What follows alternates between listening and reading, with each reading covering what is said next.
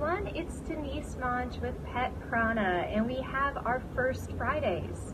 Every first Friday of each month we get together and we talk about your pet questions, whether it's about your particular pet or just animals in general, because they have so much to teach us.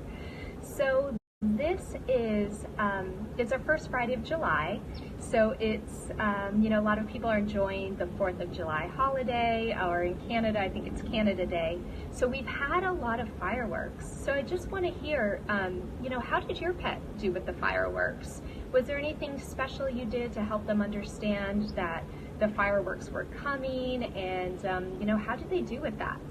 One thing that you might have seen a lot on Facebook were some of those articles about people who, instead of spending their 4th of July at home, they went to shelters to be with the dogs, because of course our animal companions don't understand. So whether it's our pets or even animals in the wild, it's really helpful to communicate to them that there's going to be loud noises, to expect some of the vibration.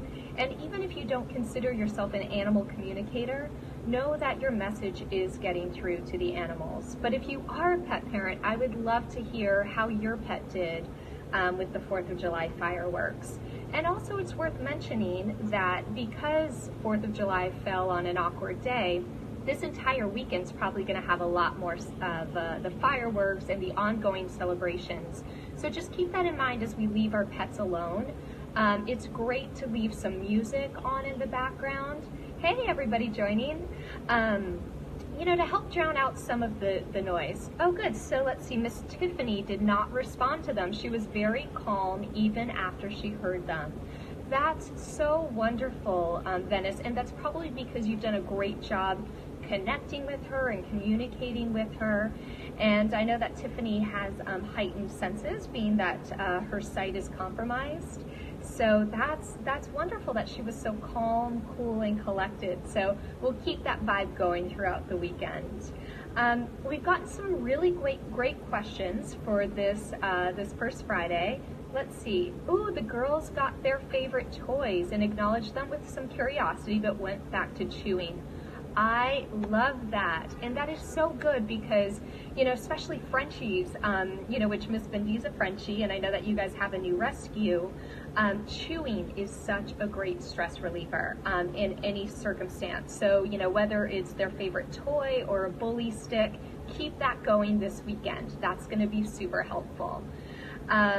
Very cool. And actually that gets me to a question that Jerome asked, which is such a great one, which was a question about how to best pick your next pet from the shelter. Do we make choices? Is there anything we should look for, or do they choose us? So I know that Bindy's sister came to you as a foster, so I'd love to hear your thoughts on how you picked Bindy's sister from the shelter, and I can't remember her name right now. Hey Roberta, how are you? So let's talk a little bit about adopting a pet from the shelter. First of all, it's wonderful to open your heart and your home to an animal in need. Oh, it's Lola, that's Bindy's sister and just named, that's right. And let us know how you picked Lola out or how she picked you. And of course, some of us decide to, get a pet from a breeder. Some of us decide to go to the shelter. Within my community of Pet Prana, we have no judgment. My thought process is however the animal comes into your life, that's how they were meant to find you. A lot of pet parents say that, they were online and they saw, a particular animal that drew them to get to the shelter, but once they got there, a different animal got their attention. So my take on adopting an animal from a shelter is that the energy brings you in, and then the right one quite literally often just falls into your lap, whether it's the one that you fell in love with through their eyes online, or when you were there, one of their siblings kind of crawled into your lap. The connection's there, and you know when you know. It's kind of like that gut, that parent instinct that kicks in, whether it's your mommy instinct or your daddy instinct. We tend to just know. So in these moments, I say trust your gut, because even if it wasn't the gender of dog or pet that you wanted or anything like what you were looking for, my experience is that you tend to bring in the energy that you need at that point. Let's see, so Bindy's dad said, I think it was more of the universe helping her find us. It was challenging at first, but after some furniture rearranging, early close play monitoring, and building Lola's trust in me so that she would, okay, I think there's more coming, so that she could always check in with me as to what was appropriate behavior. By the way, look was super helpful.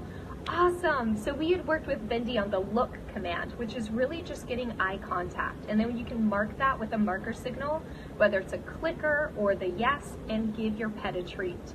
Simple commands like look or even touch, those are amazing to start building rapport. So, once you do pick the animal to come home with us, or once the universe kind of drops them into your lap, then it's really making sure that if there are other pets that we're helping with that transition, supervision and you kind of guiding the interaction is going to be really helpful. And even if you don't have another pet at home, just working with them, building rapport, helping build their confidence by teaching them commands early on is going to be fantastic. One of the top questions I always get from pet parents who adopted new puppies is, when's the best time to start training? Is it too soon, when they first come home? And I always say, oh my gosh, the second they come home, let's start training. They want to learn, they want to contribute. It's great to let them know, what's appropriate behavior, what's not, and, redirecting that behavior we don't love into the ones that we do. That way we help shape and we help them understand the transition. If we think of puppies in a pack in nature, they're being raised from the moment they're born, right? They have the pack showing them right from wrong, what's acceptable and what's not, and kind of shaping their behavior. So the sooner, the better. And then, Venice asked an amazing question, because I think all of us here understand that our animal companions are here to share lessons with us, right? We're kind of learning together. We're on those projects. They help us be more patient. They help us trust our guts. They help us understand what it feels like to be loved unconditionally, even if sometimes we don't feel we have that in many different relationships within our lives. So, they're always teaching us as much as we're teaching them, right? And so Venice asked, if we are not getting the messages from our pet, do they give up on us? And so the answer that has been my experience is absolutely not.